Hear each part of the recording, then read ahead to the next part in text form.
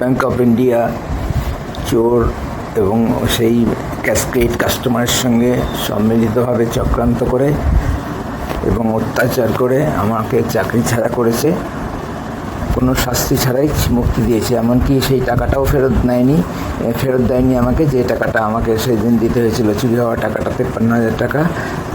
আমাকে বলা হয়েছিল যদি যে টাকাটা ফেরত দিবে এবং চোরকে পুলিশের হাতে দিবে, তার কোনোটাই করেনি স্টেট ব্যাংক অফ। দেখুন না, আমি কালকে আমাদের যখন without RM permission nobody in region can go to police.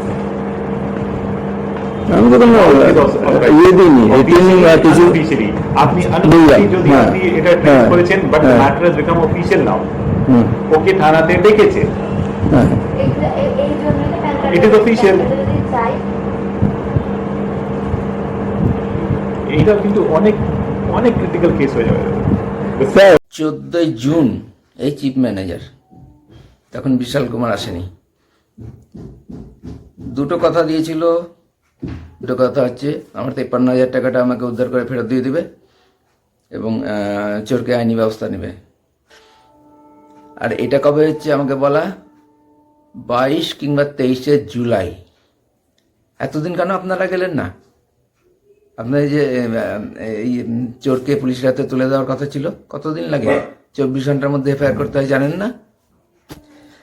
আর এই ঘটনাটা কত দূর গড়াবে এটা তো আপনাদের উপর। আপনারা ঘটনা তৈরি করেছেন, আপনারা রান্না করেছেন, আমি গন্ধ পেয়েছি।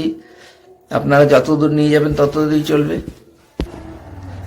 আর সিসিটিভি ফুটেজ থেকে যে ধরা পড়লো চুরি যাওয়াটা, বহু মানুষে দেখলো, বহু লোকে দেখলো, ব্যাংকের তো প্রায় সবাই দেখেছে, আর কাস্টমার 3 বারে দেখেছে, বিভিন্ন কোম্পানিয়ান এনে নানাভাবে যাচাই করেছে।